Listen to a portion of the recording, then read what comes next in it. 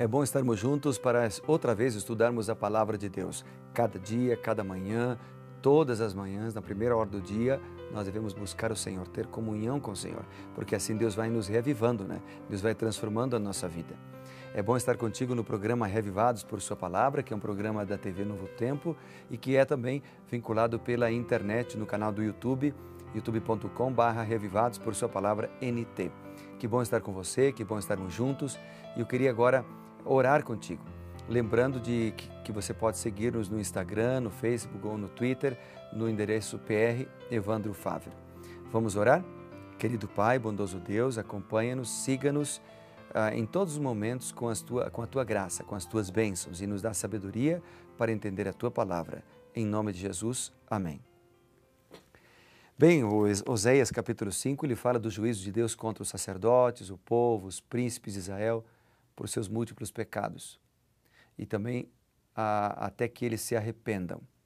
Então, há várias lições aqui.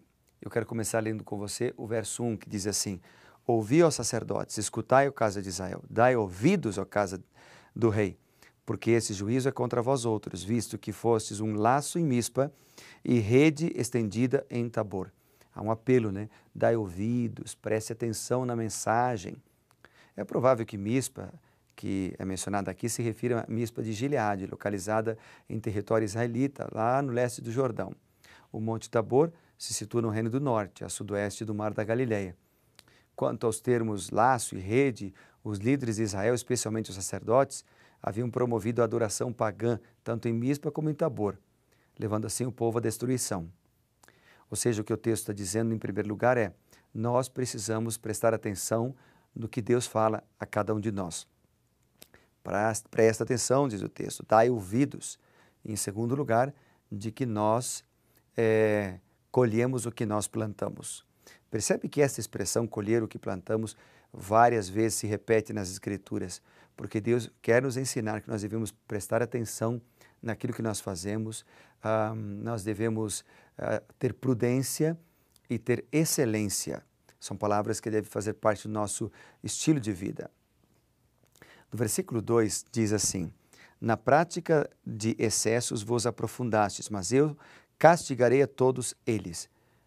Aqui os transviados provavelmente eram os líderes, os sacerdotes que tinham se rebelado contra a autoridade de Deus e rejeitado os seus mandamentos, né? A matança talvez é uma alusão a atos de violência ou a sacrifícios pagãos, que é mencionado aqui. Depois o verso 3 diz: Conheço a Efraim, a Israel não me está oculto, porque agora te tens prostituído, ó Israel, e estás contaminado. O povo de Deus não podia se esconder, não podia esconder que havia se prostituído. Por isso, se contaminou. De acordo com a lei de Moisés, o adultério tornava a pessoa espiritualmente impura. Para mim, pessoalmente, quando eu li esse texto, eu entendi aqui e foi muito assim significativo para mim, quando o texto começou dizendo: Conheço a Efraim. Eu sei que Deus me conhece, eu sei que Deus sabe todas as coisas, porque Ele é onipresente, Ele está em todos os lugares ao mesmo tempo, Ele é onisciente, sabe de todas as coisas. Mas, ao mesmo tempo, ouvir Deus falando a mim nessa manhã, dizendo: Conheço a Efraim, ou seja, conheço a Evandro. Evandro, eu te conheço, eu sei quem você é, eu sei dos seus pecados, eu sei das suas lutas, eu sei das suas vitórias, eu sei das suas tentações. Deus está falando para você isso também hoje. Eu conheço você. Você que está me escutando pela internet, você que está me escutando pelo celular, você que está me vendo pela TV, através de um canal de parabólica ou de um canal aberto. Eu conheço você. Deus conhece os seus filhos e nós não precisamos temer.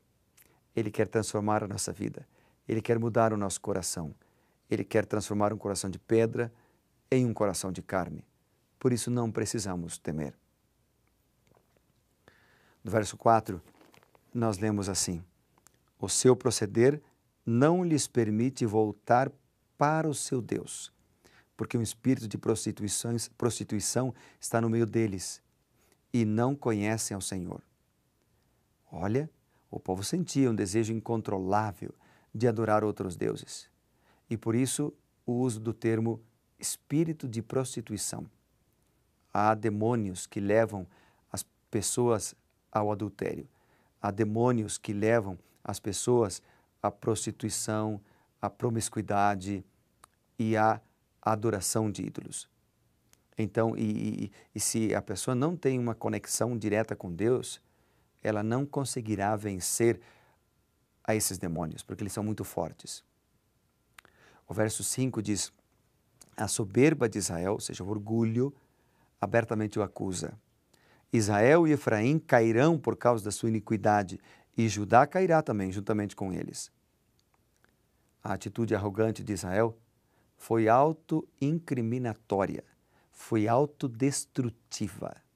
Judá, o reino do sul, havia seguido o exemplo moral de Israel e experimentado as mesmas consequências. Uau! O verso 6 e 7 diz: estes irão com seus rebanhos, o seu gado, à procura do Senhor, porém não acharão. Ele se retirou deles. Aleivosamente se houveram contra o Senhor, porque geraram filhos bastardos. Agora a festa da lua nova os consumirá. Sabe, apesar de Israel ter se rebelado muito contra Deus, muitos israelitas ainda tentavam manter uma aparente consagração. Israel tinha se voltado contra o Senhor quando decidiu adorar outros deuses e quando decidiu participar de ritos pagãos de fertilidade. Quanto ao termo porções, diz respeito às propriedades do povo que Deus permitia que animais selvagens e exércitos invasores devorassem. Que triste. Um povo que deveria ser um exemplo, que deveria desfrutar das bênçãos de Deus, desfrutava agora de condenação, porque estava longe do Senhor. Do versículo 8 até o versículo 15, o texto continua dizendo: tocai a trombeta em Gibeá, em Ramá, tocai a rebate. Levantai gritos em Bet-Aven, ou Bet-Aven. Cuidado, Benjamim. Efraim tornar-se-á assolação no dia do castigo. Entre as tribos de Israel, tornei conhecido o que se cumprirá. Os príncipes de Judá são como os que mudam os marcos. Derramarei, pois, o meu furor sobre eles como água. Efraim está oprimido e quebrantado pelo castigo, porque foi do seu agrado andar após a vaidade. Portanto, para Efraim, serei como a traça, e para a casa de Judá, como a podridão. Uau, termos fortes, né? Quando Efraim viu a sua enfermidade, Judá a sua chaga, subiu Efraim à Síria e se dirigiu ao rei principal que o acudisse, mas ele não poderá curá-los, nem sarar a sua chaga. Porque para Efraim serei como um leãozinho para a casa de Judá, e eu mesmo os despedaçarei e ir-me-ei embora, arrebatá-lo-ei, e não haverá quem os livre. E aí diz o seguinte no verso 15: irei e voltarei para o meu lugar, até que se reconheçam culpados e buscam a minha face, estejam angustiados, cedo me buscarão. É provável que essa passagem se refira a um período durante o qual houve uma guerra sírio-efraimita, quando os esforços de Israel para se tornar independente do domínio sírio falharam. No verso 8 e 9 aparece ali a expressão tocar a buzina. Era o que se fazia em casos de emergência para convocar os guerreiros para a defesa da guerra. As cidades mencionadas nesses versículos se localizavam no norte de Jerusalém, dentro ou próximo do território de Benjamim. O exército inimigo já havia devastado o norte e agora buscava invadir Judá.